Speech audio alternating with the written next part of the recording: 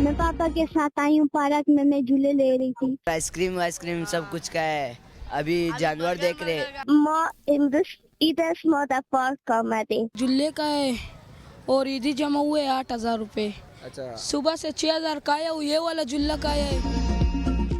ملک بھر میں عید الفطر کا دوسرا دن شہریوں نے پارکس، تفریح مقامات اور رشتہ داروں کے گھروں کا رخ کر لیا. بچوں میں عید کی خوشیاں عروج پر. اسلام آباد، لاہور، کراچی، پشاور اور کوئٹہ سمیت چھوٹے بڑے شہروں میں لوگ اپنے پیاروں کے ساتھ عید کی خوشیاں سمیٹنے میں مصروف.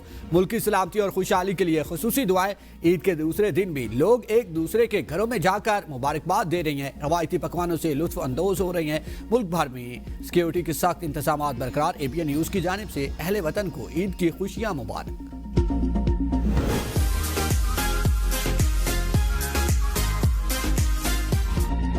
عید آئی تو بناؤ سنگھار چھا گیا. خواتین کی تیاریوں نے بھی رنگ جما دیا. ہر سو خوبصورتی کے رنگ بکھر گئے. عید پر بیوٹی پارلرز اور سیلونز پر رش لگ گیا. خواتین مہندی لگوانے، فیشیل کروانے اور ہیئر ڈائی کروانے. عید کے روز بھی بیوٹی پارلرز کا رخ. خواتین سج دھج کر تیار. عید پر خواتین کی مصروفیات بھی دگنی. بناؤ سنگھار کے ساتھ بھرپور مہمان نوازی جاری ہے. عید پر خواتین ہر محاذ پر آگے. گھروں میں لذیذ پکوانوں سے مہمانوں کی توازو کی گئی. میٹھی عید کی میٹھی خوشیاں، بچوں کی موج مستیاں.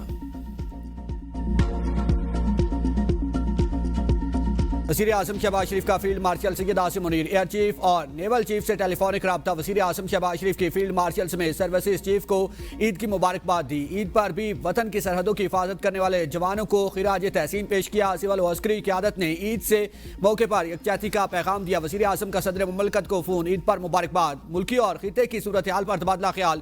وزیر اعظم شہباز شریف اور chairman Peoples Party Bilawal Bhutto کے درمیان ٹیلی فونک رابطہ. وزیر اعظم نے بلاول بھٹو زرداری کو عید کی مبارکباد دی اور نیک تمناؤں کا اظہار کیا. وزیر اعظم شہباز شریف کے سیاسی قائدین سے بھی ٹیلی فونک رابطے. وزیر اعظم کا وزیر اعلیٰ پنجاب مریم نواز، وزیر اعلیٰ سندھ مراد علی شاہ سے ٹیلی فونک رابطہ. گورنر KP فیصل کریم کنڈی، گورنر بلوچستان جعفر مندوخیل، گورنر پنجاب سلیم حیدر، گورنر سندھ نہال ہاشمی سے ٹیلی فونک رابطہ. عید کی مبارکباد دی. وزیر اعظم شہباز شریف اور بحرین کے شاہ حمد بن عیسیٰ ال خلیفہ کا ٹیلی فونک رابطہ. وزیر اعظم کا مشکل گھڑی میں بحرین اس کی عوام کے لیے یکجہتی اور حمایت کا اعادہ. قائد نون لیگ نواز شریف کا جاتی عمرہ میں شریف فیملی کو زہرانہ. وزیر اعظم شہباز شریف، مریم نواز، حمزہ شہباز شریف اور دیگر نے شرکت کی. میاں شہباز شریف نے اپنے والدین، بھائی اور بھابھی کی قبروں پر حاضری بھی دی. وزیر اعظم نے قائد مسلم لیگ نون نواز شریف سے ملاقات. شہباز شریف نے نواز شریف کو عید کی مبارکباد دی. ملاقات میں ملکی مجموعی صورتحال پر تبادلہ خیال کیا گیا. شہباز شریف نے نواز شریف کو خطے کی صورتحال کے حوالے سے آگاہ کیا.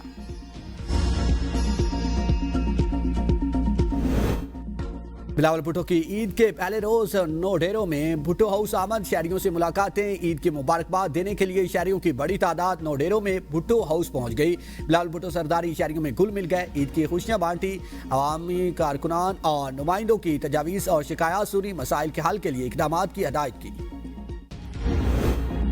جنگ اور بمباری کے سائے میں ایران بھر میں عید الفطر اور نوروز ایک ساتھ منائی گئی. مشہد میں امام رضا کے روزے پر عید الفطر کا سب سے بڑا اجتماع. ہزاروں افراد کی شرکت. تہران، قم اور دیگر شہروں میں بھی عید کی نماز مذہبی جوش و جذبے کے ساتھ ادا کی گئی. تہران کی سڑکوں پر نوروز کی مناسبت سے پھولوں اور تحائف کے سٹائلز موجود ہیں. امریکی اور اسرائیلی فضائی حملوں کے باوجود تہران اور دیگر شہروں میں شہریوں نے بازاروں کا رخ کیا، پھول خریدے اور ایک دوسرے کو نئے سال کی مبارکباد دی.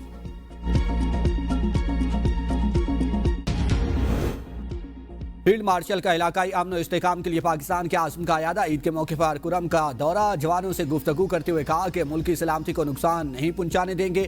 افغان پناہ گاہوں سے سرگرم دہشت گردوں کو امن خراب نہیں کرنے دیں گے. افغان سرزمین پاکستان کے خلاف استعمال نہیں ہونی چاہیے. مسلح افواج ملکی خود مختاری، علاقائی سالمیت کے دفاع کے لیے پرعزم ہیں.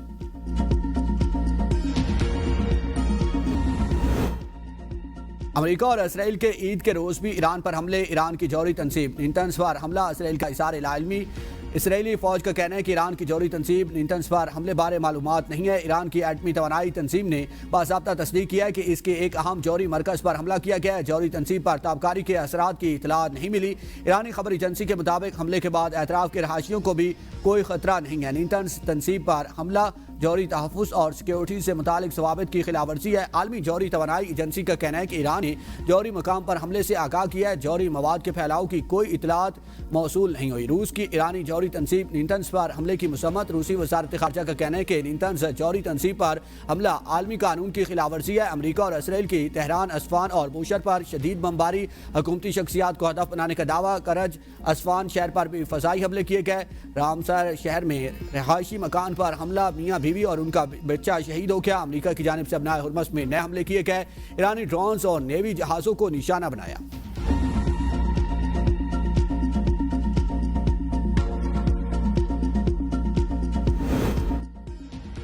مشرق وسطی میں فوجی اہداف کے حصول کے قریب پہنچ گئے ہیں۔ کارروائیاں سمیٹنے پر غور کر رہی ہیں۔ صدر ٹرمپ کے سوشل پلیٹ فارم پر پوسٹ کہا کہ ایران کی میزائل صلاحیت اور لانچرز کو مکمل ناکارہ بنانے کا ہدف ہے۔ ایران کی دفاعی صنعتی ڈھانچے کی تباہی اب بڑی ترجیح ہے۔ ایران کو کسی صورت جوہری صلاحیت کے قریب نہیں آنے دیں گے۔ امریکہ ہر ممکن صورتحال پر فوری اور طاقتور ردعمل دے سکتا ہے۔ اسرائیل، سعودی عرب، قطر، UAE، بحرین، کویت سمیت اتحادیوں کا ہر طرح سے تحفظ کریں گے۔ ابنائے ہرمز کی نگرانی وہاں سے گزرنے والے ملکوں کی ذمہ داری ہے۔ ابنائے ہرمز کی نگرانی میں ضرورت پڑنے پر امریکہ معاونت کرے گا۔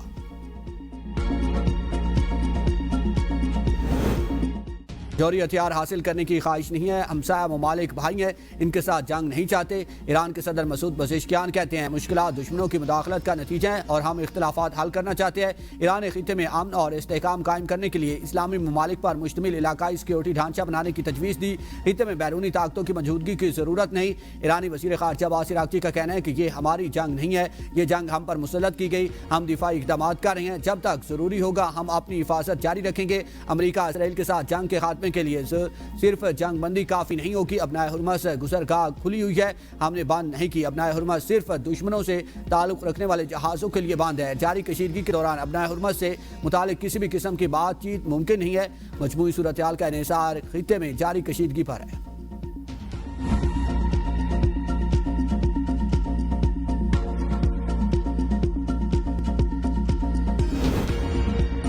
ایران کے حملے امریکہ کو بھاری پڑ گئے۔ مشرق وسطی میں 2 ہفتے کے دوران $80 کروڑ کا نقصان۔ صرف 12 دن میں $16.5 ارب خرچ۔ امریکہ پر جنگ کا بوجھ بڑھنے لگا۔ عالمی میڈیا کے مطابق ایران نے جوابی کارروائیوں میں اردن، متحدہ عرب امارات اور مشرق وسطی کے دیگر ممالک میں موجود امریکی فضائی دفاعی نظام اور سیٹلائٹ کمیونیکیشن سسٹمز کو نشانہ بنایا۔ سب سے بڑا نقصان اردن میں امریکی اڈے پر تھاڈ میزائل دفاعی نظام کے ریڈار کو نشانہ بنائے جانے سے ہوا۔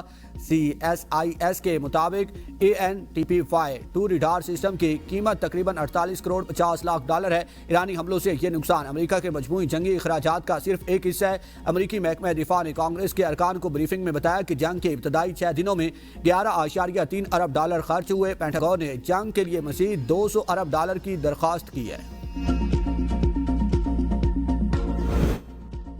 اسٹیلتھ ٹیکنالوجی کا بھرم ٹوٹ گیا۔ امریکہ کے F-35 طیارے کو نشانہ بنانا مشکل ہے، ناممکن نہیں ہے۔ ڈیلی میل کی رپورٹ کے مطابق F-35 اسٹیلتھ مکمل طور پر ریڈار سے غائب نہیں ہوتا۔ ریڈار سگنل کم آتا ہے اور اس کا سراغ لگانا مشکل ہو جاتا ہے۔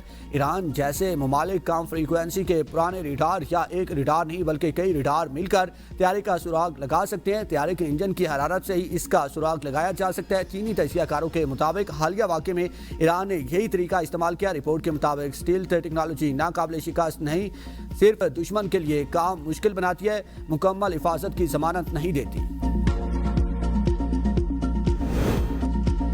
اسرائیلی فوجی اڈے پر میزائل حملے سے آگ بھڑک اٹھی۔ سیٹلائٹ ڈیٹا سے تصدیق ہو گئی۔ امریکی میڈیا کے مطابق ناسا کے سیٹلائٹ ڈیٹا کے مطابق اسرائیل کے بن عامی فوجی اڈے میں آگ لگ گئی۔ یہ اڈا اسرائیلی فوج کے لاجسٹک نظام کے لیے اہم سمجھا جاتا ہے اور یہاں 6920ویں ٹرانسپورٹ بٹالین تعینات ہے۔ ابتدائی رپورٹس کے مطابق آگ ممکنہ ایرانی بیلسٹک میزائل حملے کے بعد لگی، لیکن حکومتی تصدیق ابھی تک جاری نہیں ہوئی۔ ماہرین کے مطابق سیٹلائٹ شعاعت آگ کی موجودگی ظاہر کرتے ہیں، نقصان کی تفصیلات ابھی واضح نہیں ہو سکی۔